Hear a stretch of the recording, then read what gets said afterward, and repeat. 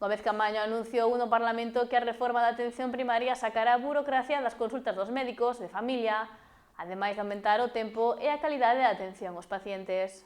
Esta mañá desenvolveuse o pleno do Parlamento no Pazo de Horro e unha das cuestións que se abordou foi o actual modelo de atención primaria en Galicia.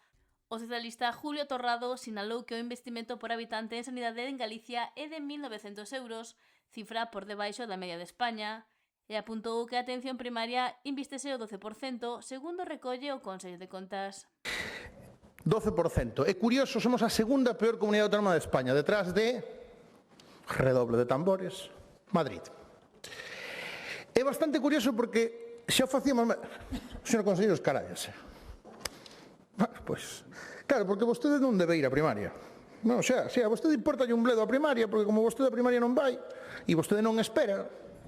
12% de investimento en atención primaria, señor conselleiro. Antes tiñamos 12,3, era un horror, pero xa conseguiron baixar o 12%. Por lo tanto, temos un investimento por habitante baixando e por debaixo da media e, en atención primaria especificamente, a segunda peor comunidade de España.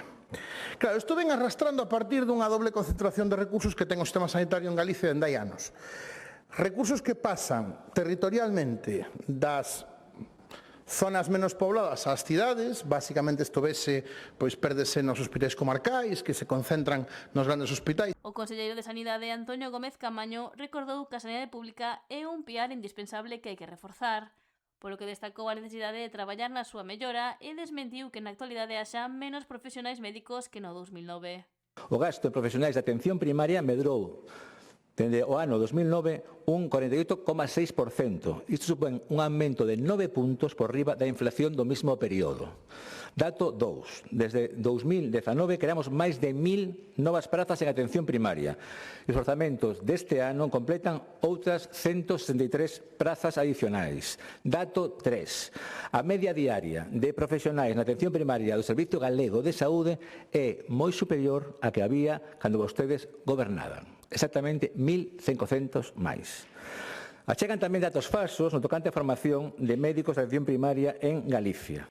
E tamén fixo fincapé no incremento de prazas de médicos de familia en formación. Este goberno incrementou de forma constante esa formación ata alcanzar o 100% das prazas autorizadas, logrando tamén que se autorizasen máis, chegando aos 207 anuais de hoxe.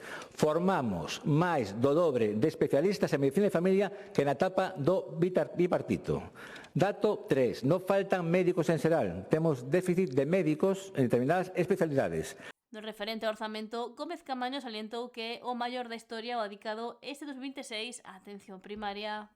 1.747 millóns de euros, un 4,75% máis que no ano pasado e un 21,6% por encima do que destinaba o bipartito a este nivel asistencial no ano 2009. Dato 2. Para dispoñer de máis profesionais en mellores condicións laborales destinamos 657 millóns de euros. Dato 3. Para modernizar e renovar as infraestructuras, preto de 60 millóns este ano. Ademais, recordou que se está a traballar na reformulación da atención primaria de Galicia. Porque temos máis servicios que nunca e unha población máis lónseva, con máis patologías crónicas e, polo tanto, máis necesitada de asistencia e cuidado.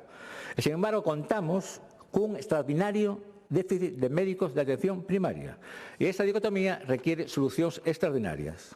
Neste semestre presentaremos unha proposta de reforma estructural que incluirá, entre outras medidas, a creación dunha nova Dirección Xeral de Atención Primaria que dará a este nivel asistencial o peso orgánico que merece dentro do Servicio Galego de Saúde. Esta reformulación recolle que sacará a burocracia das consultas dos médicos de familia e aumentará o tempo e a calidad de atención sanitaria aos pacientes.